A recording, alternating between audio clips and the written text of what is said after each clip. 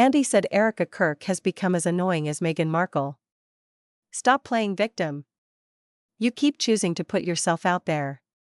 Maybe just log off, go be with your kids, cash the turning point checks and put someone else more likable with thicker skin as the face of your brand? I wake up to a new headline lying about me. I have comedians dressing up in whiteface.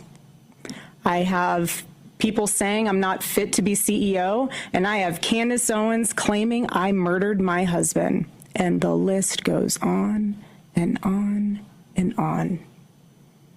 People are going to hate me for saying this, for repeating this. But Erika Kirk, step away from TPUSA. You're doing too much.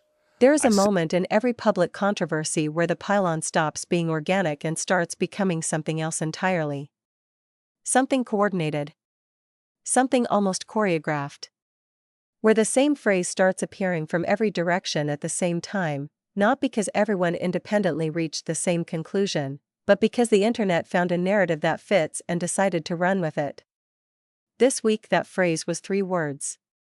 Stop playing victim.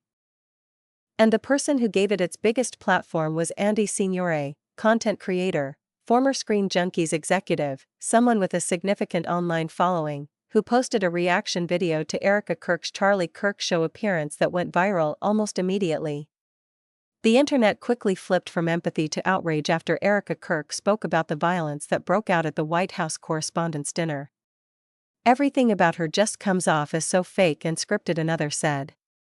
The backlash against Erika continued after she appeared on the Charlie Kirk show.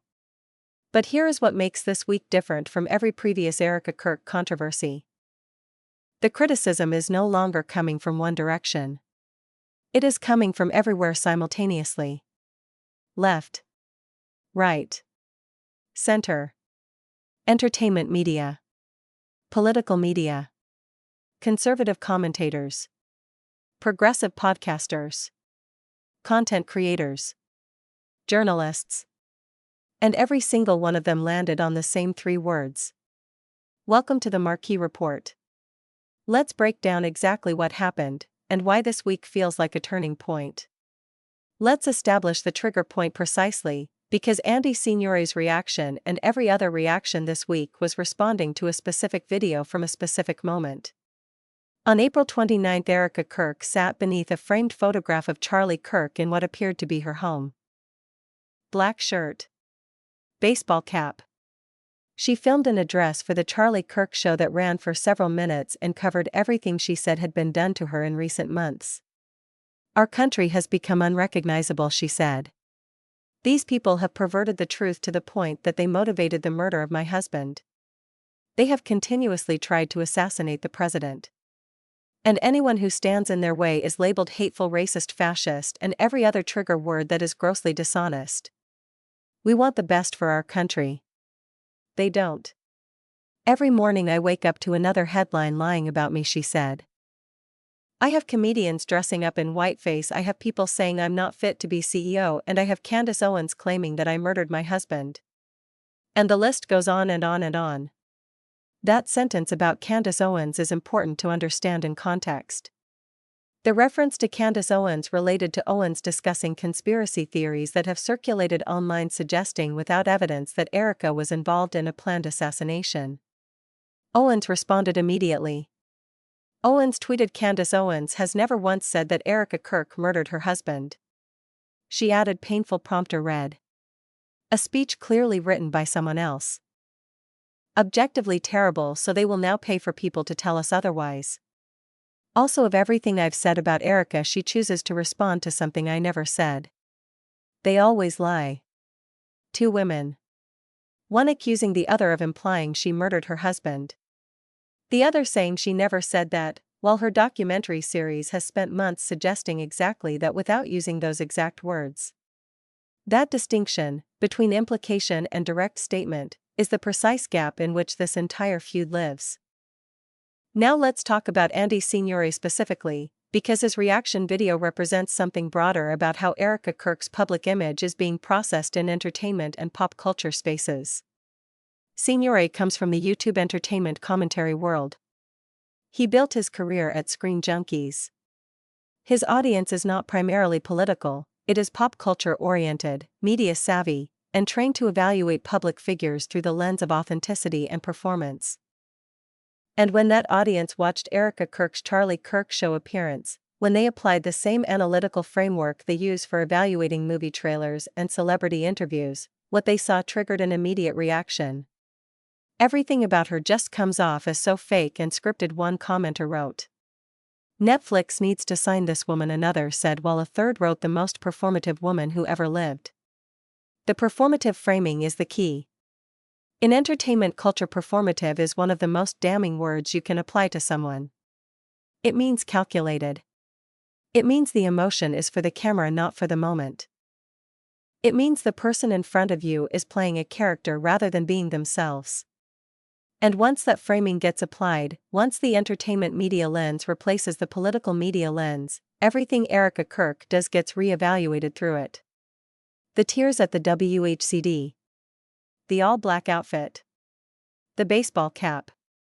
The framed photograph of Charlie behind her. The measured cadence of her delivery. All of it suddenly looks like production design rather than reality. Whether that evaluation is fair or not, whether it is being applied consistently to other public figures in comparable situations, is a question worth asking. But in terms of impact on her public image, it is devastating. Here is where this week's backlash crossed a line that even some of Erika Kirk's critics acknowledged was wrong. Some claimed she dressed up like Tyler Robinson, the man suspected of being the rooftop sniper who took her husband's life. Tyler was captured in a black shirt and a black cap on the day he pulled the trigger on the conservative activist. Tyler Robinson, the man accused of assassinating Charlie Kirk, was wearing a black shirt and a black cap when he was captured. Erika Kirk wore a black shirt and a black cap in her April 29 video. And a portion of the internet decided those two facts were not a coincidence. If you don't murder your husband, this is not the best way to convince people you haven't, one commented online after her recent remarks. Here is where everything stands today. Signore's reaction video to Erika Kirk's Charlie Kirk show appearance generated significant viral traction and added his voice to a growing chorus telling her to stop playing victim. Candace Owens denied saying Erika murdered Charlie while continuing to produce content questioning her character. Vivian Kubrick called her a sociopath. The outfit comparison to Charlie's alleged assassin spread across platforms. TPUSA pushed back.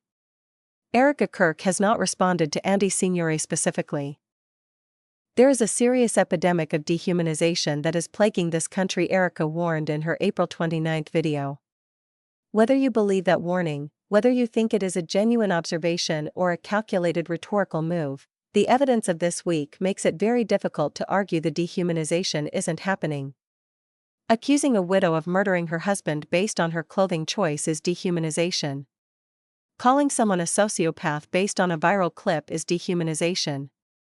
Comparing a grieving mother to the man accused of killing her husband because they wore similar colors is dehumanization. You do not have to support Erika Kirk's politics to recognize that. You just have to be paying attention. This has been the Marquee Report. Subscribe and hit the bell so you never miss what comes next. See you on the next one.